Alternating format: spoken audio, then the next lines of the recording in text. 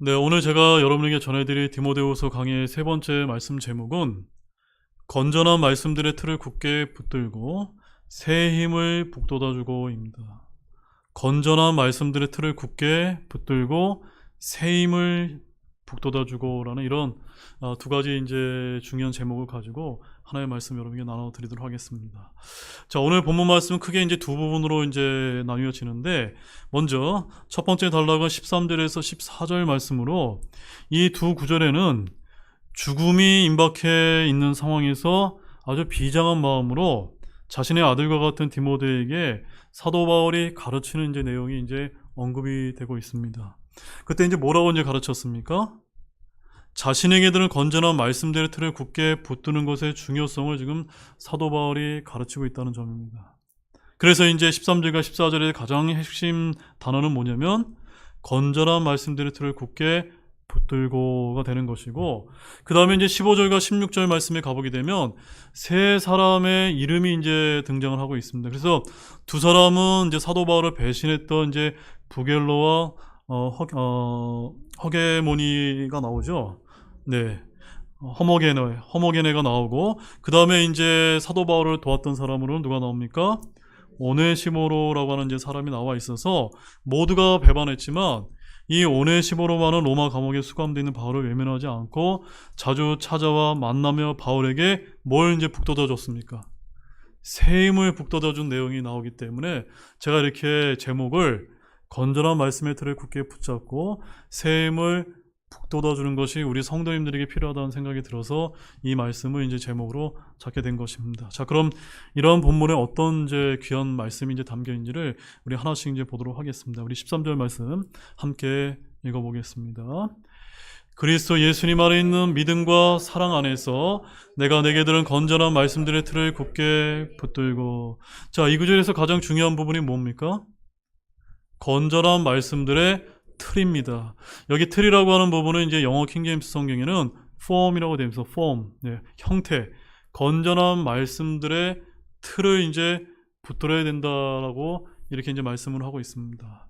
자, 여러분 이제 예전에 버스를 타게 되면은 앉아 있는 사람보다는 서 있는 사람이 많이 있지 않았습니까?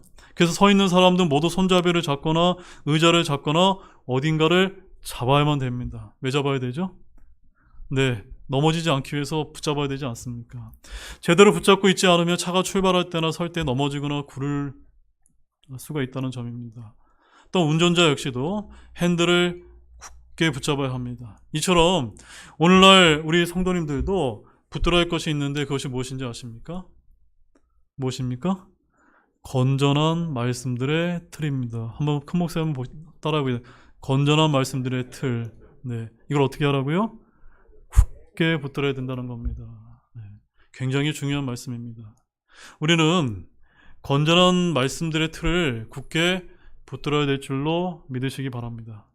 그렇다면 건전한 말씀들의 틀은 무엇을 이제 의미하는 것일까요? 그게 중요하지 않겠습니까? 바로 그것은 바른 말씀과 바른 교리라고 이렇게 우리가 이제 이해할 수가 있습니다. 즉, 건전한 말씀들은 바른 성경이 될 수가 있는 것이고 말씀들의 틀은 바른 교리가 될 수 있다는 점입니다. 자, 디모데후서 3장 16절 말씀 한번 찾아보시겠습니다. 디모데후서 3장 16절 말씀입니다. 자, 함께 읽겠습니다. 모든 성경 기록은 하나님의 영감에 의해 주어진 것으로 교리와 책망과 바르잡음과 의로 교육하기에 유익하니. 개역 성경에 보게 되면 하나님의 감동으로 주신 거라고 되어 있는데 감동이 아닙니다. 하나님의 영감입니다. 하나님의 영감에 의해서 제일 첫 번째 이 성경은 무엇을 위해서 주셨다고 기록이 되어 있습니까? 교리입니다. 영어로는 doctrine입니다. doctrine. 그래서 우리가 이제 교회에서 교리 이야기를 하게 되면은 여러분들이 굉장히 딱딱해하고 힘들어하는 경우가 있습니다. 그런데 여러분, 그런 고정관념을 지금 이 시간 깨시기 바랍니다. 성경은 제일 먼저 무엇을 위해서 주신 겁니까? 교리를 위해서 주신 것입니다. 그래서 여러분들이 교회 나오실 때 오전 예배 때 11시 예배에 참여하는 것도 중요하지만 10시에 오전 성경 공부 시간에 나오는 것도 너무너무 중요한 겁니다. 왜냐하면 그때 기초교리를 저희들이 이제 배울 수 있기 때문이에요. 그때 우리 여러분들이 닥트린을 배우는 겁니다. 뼈대를 튼튼하게 세우는 것입니다. 근데 개역 성경에는 교훈으로 번역되어 있기 때문에 우리 흠정역 성경과 달리 교리의 중요성이 약화된 표현으로 바뀌었다는 점입니다. 아무튼 흠정역에는 교리가 가장 먼저 나온다는 점입니다. 여러분, 바른 말씀, 즉 건전한 말씀들이 없으면 바른 교리가 정립될 수 없습니다. 말씀들의 틀이란 바른 교리, 건전한 교리라고 볼 수가 있는데 이 두 가지가 너무너무나 중요하다는 것을 기억하시길 바랍니다. 바른 성경과 바른 교리가 정립되어 있어야만 바른 신학이 이제 세워질 수 있는 것입니다. 우리는 이렇게 건전한 말씀들의 틀을 굳게 붙들고 있어야 될 줄로 믿으시기 바랍니다. 우리 디모데후서 4장 3절 말씀을 찾아보시겠습니다. 디모데후서 4장 3절 말씀, 거기에는 왜 우리가 건전한 말씀들의 틀을 붙들어야 되는지 그 이유가 이제 나타나고 있습니다. 디모데후서 4장 3절 함께 읽어보겠습니다. 그들이 건전한 교리를 견디지 못하는 때가 오리니 그들이 귀가 가리워 자기 욕심대로 자기를 위해 선생들을 쌓아두고. 여러분들이 이제 이단에 빠지시는 이런 분들을 보게 되면은 그분들이 왜 이단에 빠지신 줄 아십니까? 그분들이 반드시 속아서 빠지는 것만은 아닙니다. 그분들이 자신이 어떤 바라는 그런 바가 있기 때문에 그런 게 자신의 마음과 생각을 내주기 때문에 끌려갈 수도 있다는 거, 여러분들 이 점을 아셔야만 됩니다. 특별히 여기서는 건전한 교리를 견디지 못하는 때가 이제 오리라고 말씀을 하고 있습니다. 저는 오늘날 우리가 살고 있는 지금 이 시기가 그때가 아닌가 그렇게 이제 생각을 하고 있습니다. 여러분 어떻습니까? 동의가 되어지십니까? 따라서 여러분의 손에 건전한 말씀들의 틀이 떠나지 않게 하시길 바랍니다. 여러분의 눈에서, 여러분의 입에서 건전한 말씀과 교리가 떠나지 않도록 하십시오. 여러분의 마음이 건전한 말씀들의 틀에서 떠나지 않도록 주의하십시오. 말씀들의 틀을 굳게 붙들라는 것은 생각과 마음 속에 바른 교리의 토대 위에서 그 건전한 말씀들을 항상 간직하고 묵상하라는 그런 말씀입니다. 자, 그러면 건전한 교리가 왜 중요할까요? 왜 중요합니까? 예를 들어서 마태복음 24장 13절 말씀 한번 찾아보시기 바랍니다. 마태복음 24장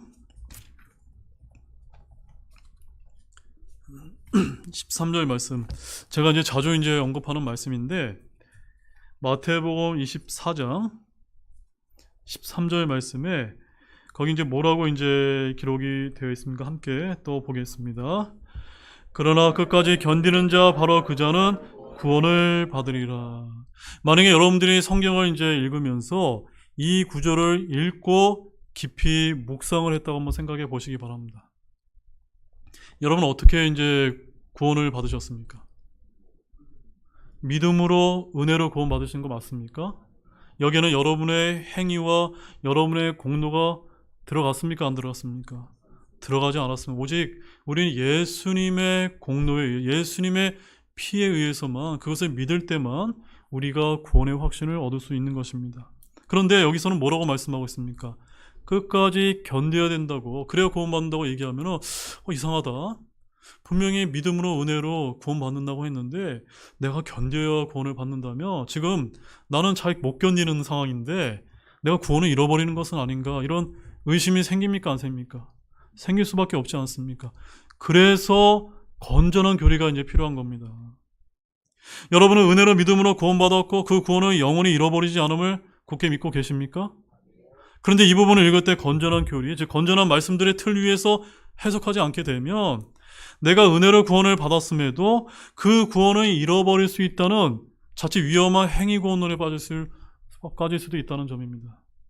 이 구절은 현재 7년 환란기 때 휴거되지 못하고 남겨진 사람들이, 특히 유대인들이 구원을 받을 수 있는 왕국 복음을 가리킵니다. 그래서 여러분 이제 14절 말씀 보십시오. 이어지는 문맥 가운데 뭐라고 말씀하는지 보십시오.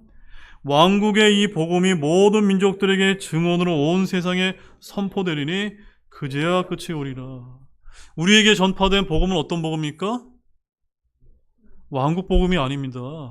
우리는 은혜의 복음이지 않습니다. 예수 그리스도의 은혜의 복음이고, 이 왕국복음이라는 건 예수님께서 이 땅에 지상재림하셔서 1000년 동안 다스리는 천년왕국을 통치하시는 그 왕국복음을 말씀하시는 겁니다. 환란기 때는 적그리스도가 다스리면서 짐승의 표를 나눠주는데, 환란기 때는 주 예수님을 믿어도 우리처럼 이제 구원을 받는 것이 아니라 목배임을 당하면서까지 이 짐승의 표를 거부하고 견뎌야만 그 환란기 때는 구원받을 수 있기 때문에 이 말씀을 해주고 계신 것입니다. 그러므로 이 구절은 지금 우리 교회 시대에 적용되는 말씀이 아니라 환란 시대에 적용되는 말씀이라는 것을 우리가 잘 구분해서 건전한 말씀들의 틀, 건전한 교리의 틀 위에서 이 말씀을 해석하지 아니하면 자칫 우리가 이제 실족하게 되는 것입니다. 디도서 1장 9절 말씀 한번 찾아보시기 바랍니다. 디도서 1장 9절 말씀입니다.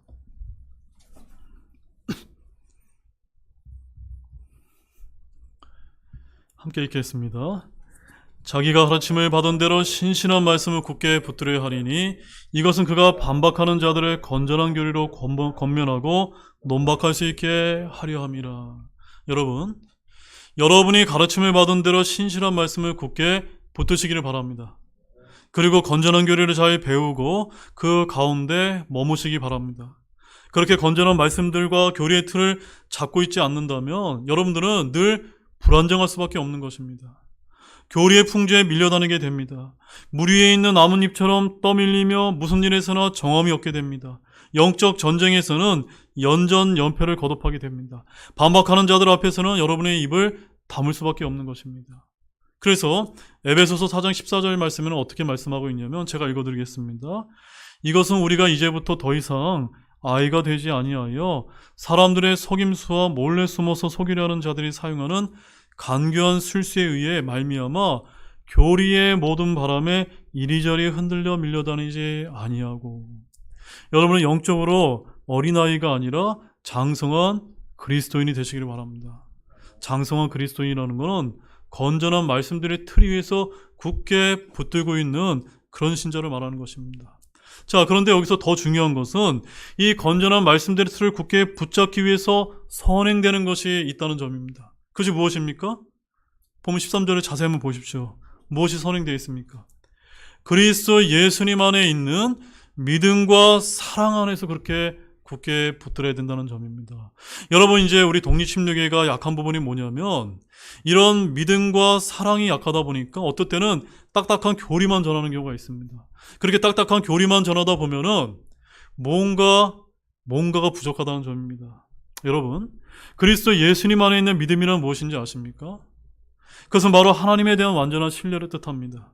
하나님의 허락이 없으면 단 한마디 말조차 하지 않았던 주님의 모습 속에서 우리는 하나님에 대한 그분의 믿음을 볼 수 있습니다. 실로 주님의 믿음은 단 한순간이라도 임의로 생각하고 판단하고 행동하는 것이 아니라 하나님을 완전히 의뢰하는 믿음이었다는 것을 아시기 바랍니다. 그것이 바로 그리스도 예수님 안에 있었던 믿음이라는 사실을 아시기를 바랍니다.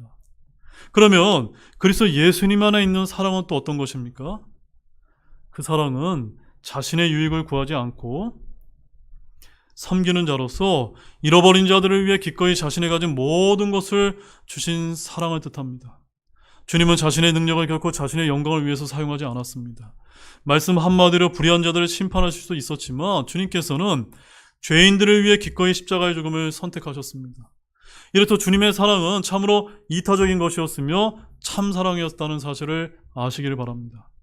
여러분, 저와 여러분에게도 이처럼 하나님을 온전히 인정하는 믿음과 이웃에 대한 이타적인 사랑이 있어야 될 줄로 아시기를 바랍니다. 우리 마음속에 이런 그리스도 예수님 안에 있는 믿음과 사랑을 담지 않고서는 결코 건전한 말씀들의 틀을 굳게 붙들 수 없다는 점입니다. 아시겠습니까? 교리, 바른 말씀, 바른 성경만 우리가 이렇게 주구장창 외쳐서는 아무것도 이루어지지 않는다는 점입니다. 그것이 어디 안에서 이루어집니까? 예수님 안에서의 믿음과 사랑이 결핍돼서는 그런 바른 성경과 바른 교리는 허공에 떠다니는 그런 소리가 구호가 될 수 있다는 점입니다. 그래서 이 믿음과 사랑을 닮아가려는 것만이 곧 그것들을 온전히 지키는 것이 됐다는 사실을 굳게 믿으시기 바랍니다. 그렇게 하시겠습니까? 아멘. 자, 우리 본문 14절 말씀 보겠습니다. 함께 읽겠습니다. 우리 안에 거하시는 성령님을 의지하여 내게 맡겨진 그 선한 것을 지키라. 자, 여기 더 중요한 말씀이 나옵니다. 여기서 바울이 디모데에게 위탁한 내게 맡겨진 그 선한 것이란 무엇을 이제 지칭하는 것일까요? 그래서 문맥상 10절에 나오는 것을 이제 뜻하고 있습니다. 10절에 무엇이 나옵니까?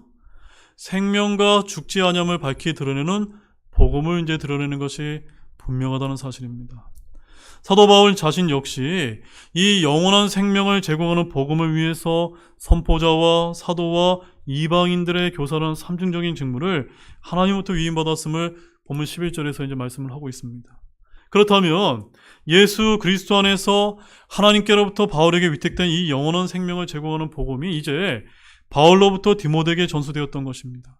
따라서 디모데는 이 놀라운 복음의 전수를 흔들림 없이 또한 이어가야만 했다는 것을 아시기 바랍니다. 우리 디모데후서 2장 2절 말씀을 한번 보시겠습니다. 디모데후서 2장 2절에 사도 바울이 디모데에게 전했고 디모데가 다른 사람에게 전했고 저희들 역시도 우리가 배운 것을 다른 사람에게 어떻게 해야 되는지를 이 말씀을 통해서 볼 수가 있습니다. 함께 읽겠습니다. 내가 많은 증인들 가운데서 내게 들은 것들 바로 그것들을 신실한 사람들에게 맡기라. 그들이 또한 다른 사람들을 가르칠 수 있으리라. 아멘이시죠 여러분? 여러분 교회의 사명이 무엇입니까? 교회의 사명 첫째는 믿지 않는 자에게 복음을 전하는 것입니다. 그 다음에 두 번째는 그 복음과 진리의 말씀을 신실한 사람들에게 맡기는 것입니다. 네. 이거는 특별히 우리 지역교회에서는 담임 목사 혼자 다 할 수가 없습니다. 저 역시도 신실한 우리 집사님에게 맡기고 신실한 형제 자매들에게 그것들을 맡기고 있는 것입니다. 이 두 가지 축이 제대로 돌아가야 된다는 점입니다. 오늘날 교회가 왜 이렇게 힘이 없어진지 아십니까? 이 두 가지를 제대로 하지 못했기 때문입니다. 우리 교회가 이 일들을 신실하게 지킬 수 있도록 함께 애쓰는 저와 여러분들이 되기를 원합니다. 그러나 우리는 우리의 힘과 지혜로는 이것들을 온전히 지켜낼 수 없다는 것 역시도 아실 필요가 있습니다. 그러면 무엇이 필요합니까? 무엇이? 14절 말씀 다시 한번 보십시오. 무엇이 필요합니까? 우리 안에 거하시는 성령님을 의지하는 것이 필요하다는 점입니다. 아멘이십니까? 많은 우리 사역자들과 많은 우리 성도님들이 이 점에 있어서 실패한다는 점입니다. 성경 말씀 지식적으로 많이 알았습니다. 많이 배웠고 교리도 많이 배웠습니다. 성경도 많이 읽었습니다. 그것으로 다 됩니까? 아닙니다. 우리 안에 있는 성령님을 절대적으로 우리가 의지하지 않고서는 아무것도 이루어지지 않는다는 사실을 기억하시기를 원합니다. 이처럼 디모데가 명심해야 되는 것은 이런 굳건한 진리와의 파수와 지속적인 전수가 오직 성령님을 의지할 때야만 가능하다는 사실을 늘 잊지 않는 여러분이 되시기를 원합니다. 본문 15절 말씀입니다. 같이 보시겠습니다. 아시아에 있는 모든 자들이 나를 버리고 돌아선 이 일을 내가 알고 있는데 그들 가운데 부겔로와 허모게네가 있느니라. 자, 여기 이제 두 사람의 이름이 언급이 되고 있습니다. 앞서 13절과 14절에서 바울은 디모데에게 자신이 전수해준 건전한 말씀들의 틀을 굳게 붙들고 선한 것을 지킬 것을 당부한 바가 있습니다. 이에 이어서 15절에서 18절에는 로마 감옥에 수감된 바울에 대한 지인들의 상반된 처신에 대한 회상이 이제 나오고 있습니다. 이러한 가슴 아픈 회상을 먼저 기록한 것은 이것 자체를 말하려는 것이 아니라 이에 길게 나오는 16절에서 18절의 아름다운 회상을 보다 선명하게 부각시키고 디모데를 하여금 이를 본받아 끝까지 신실하게 지킬 것을 가르치기 이제 위함입니다. 자, 이런 회상 내용은 이미 디모데가 알고 있는 바로서 15절 말씀에 보게 되면은 이 일을 내가 알고 있는데 라고 하는 그 점을 너무나 잘 보여주고 있다는 점입니다. 그렇다면 디모데가 알고 있었던 그 사건은 도대체 무엇이었을까요? 그것은 다름이 아닌 바울이 아시아에 있는 모든 사람으로부터 버림받았던 그런 사건이었습니다. 여러분 여기서 말하는 이 아시아는 지금 우리 시대의 이 아시아가 아닙니다. 그것은 여러분 잘 알고 계시죠? 일반적으로 알려진 바에 의하면 이 당시 이 아시아는 미시아와 리디아와 그리고 카리아와 브리기아의 대부분과 해변으로부터 떨어져 있는 여러 섬을 포함하는 로마 제국의 동쪽 영역을 이제 일컫는다고 이렇게 알려지고 있습니다. 특히 바울 당시 아시아의 수도가 바로 에베소였다는 점은 아시아에 있는 모든 사람들로부터 버림받은 이 사건으로 인해 바울을 더 가슴 아프게 했다는 점입니다. 왜냐하면 바울은 자신의 제3차 선교 여행 중 에베소에서 3년 동안 전심전력을 다해서 복음을 전하며 체류한 적이 있었기 때문입니다. 자, 이렇게 15절의 이 장면은 고독한 사역자 바울의 일면을 잘 보여주고 있습니다. 그의 곁에는 아무도 없었습니다. 아시아에 있는 모든 사람이 자신을 버리고 돌아섰다고 합니다. 함께 사역했던 동역자들은 다 어디로 갔습니까? 자, 디모데후서 4장 10절에서 12절 말씀 한번 찾아보십시오. 디모데후서 4장 10절에서 12절 말씀을 보게 되면은 사도 바울을 버리고 도망갔던 그런 사람들의 이름이 이제 다시 언급이 되고 있습니다. 함께 보겠습니다.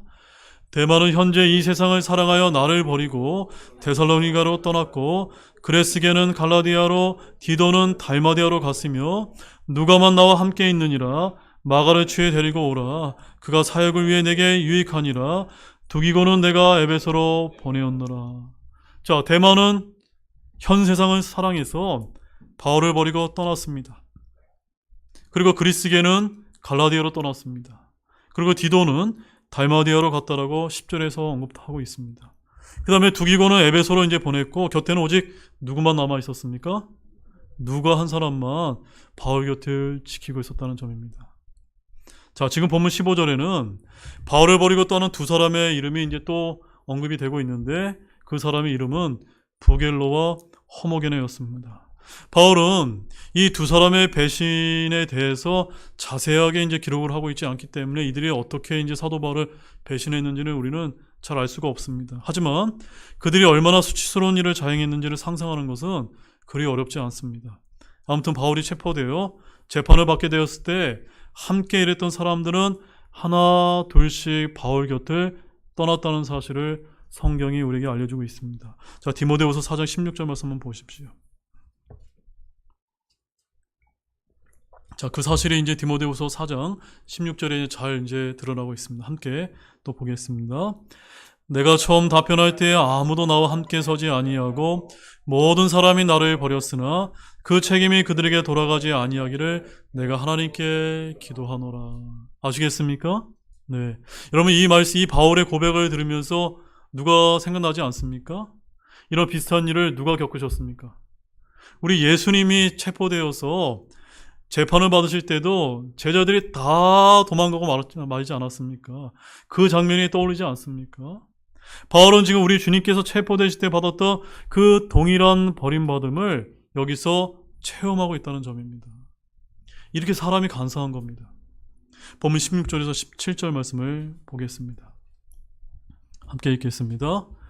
주께서 오네시보로의 집에 긍휼을 베푸시기 원하노니 이는 그가 자주 내게 새 힘을 북돋아 주고 나의 사슬을 부끄러워하지 아니하였으며 오히려 그가 로마에 있었을 때는 매우 부지런히 나를 찾아내어 만나기 때문이라. 자, 이제 오늘 말씀에서 가장 중요한 말씀이 여기 이제 언급이 되고 있습니다. 그 단어는 새 힘을 북돋아 주고 있습니다.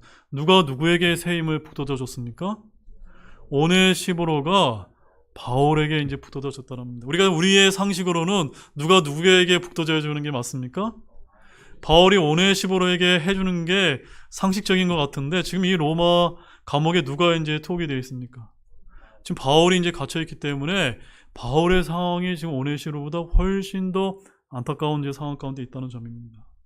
지금 아시아에 있는 모든 사람이 특별히 부겔라와 허머게네의 배신 행위에 직관적으로 동조의 바울을 저버렸던 것과 달리 여기 예외적인 인물이 한 명이 있었는데 그 사람의 이름이 바로 오네시보로였다는 점입니다. 모두가 바울을 버리고 떠났지만 오네시보로만큼은 바울을 떠나지 않고 자주 찾아와서 새 힘을 북돋아 줬다는 점입니다.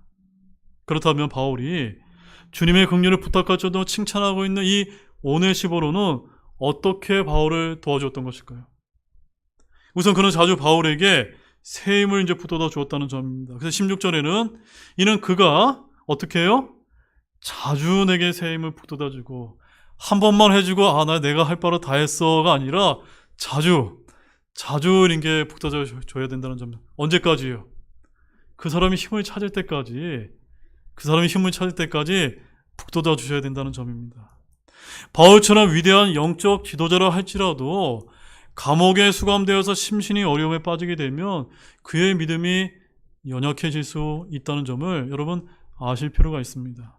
그럴 때 누군가 새 힘을 북돋아 준다면 그 어려움을 극복하는데 많은 도움을 주었다는 사실을 우리는 어렵지 않게 상상할 수 있는 것입니다. 자, 이런 사람이 또 한 명 있습니다. 누가 있을까요? 우리가 잘 아는 침례 요한 역시도 죽기 직전에 헤로당에게 사로잡혀 있을 때 너무나 힘들었음을 저와 여러분들이 잘 알고 있지 않습니까? 그때 그는 그의 제자들을 예수님께 보내서 질문하면서까지 예수님의 메시아직에 대한 회의에 빠진 적이 있었습니다. 주님께서 이때 친절하게 요한을 도와주셔서 이를 극복한 예가 성경에 나오고 있지 않습니까? 우리 그 말씀 한번 찾아보시겠습니다. 마태복음 11장 2절에서 3절 말씀입니다. 마태복음 11장 2절과 3절 말씀입니다.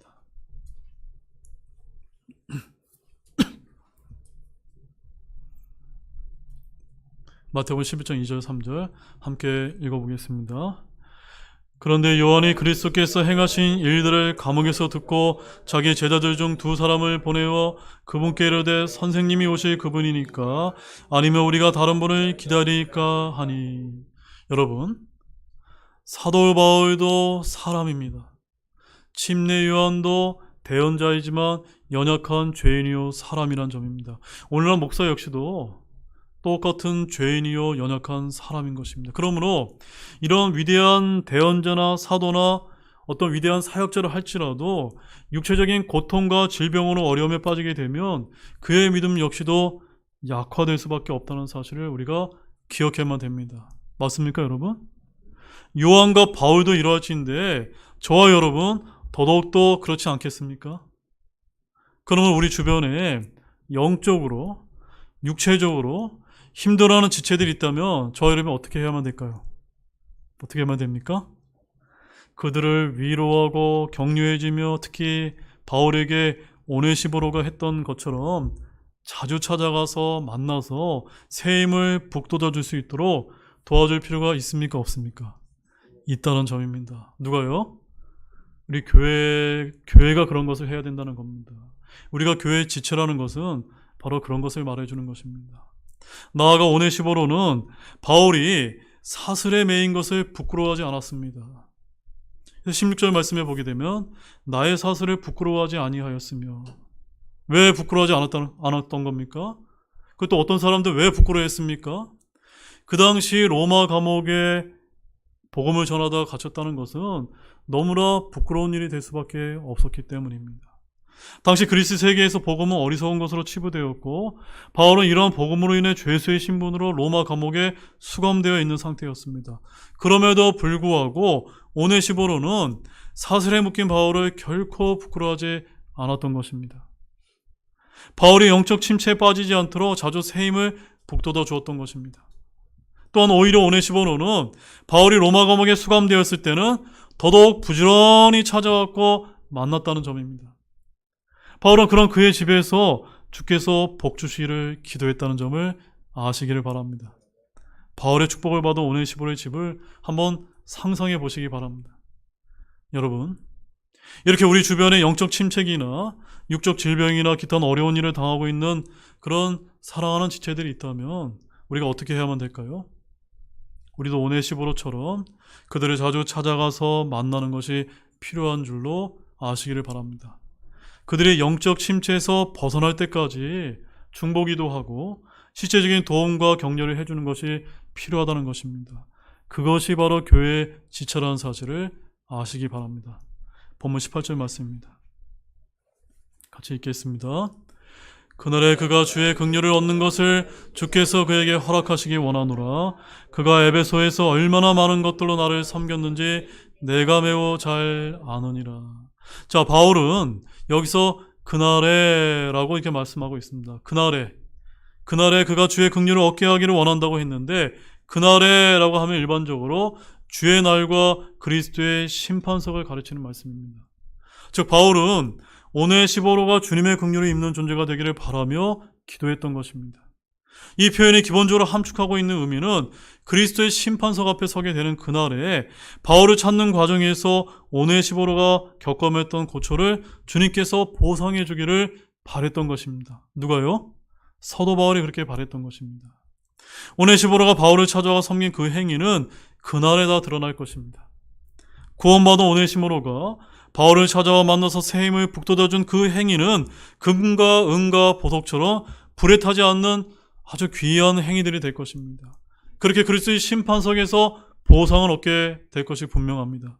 자, 마지막 말씀으로 고린도전서 3장 14절 말씀을 한번 보시겠습니다. 고린도전서 3장 14절 말씀입니다.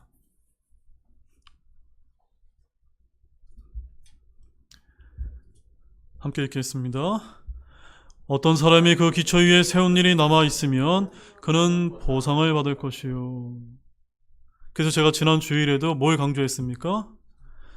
저와 여러분이 그리스도의 심판석 앞에서 충분한 보상, 하나님께서 약속해 놓으신 그 상속예배의 보상을 충분히 받기를 제가 열변을 통해서 여러분에게 말씀을 전하지 않았습니까?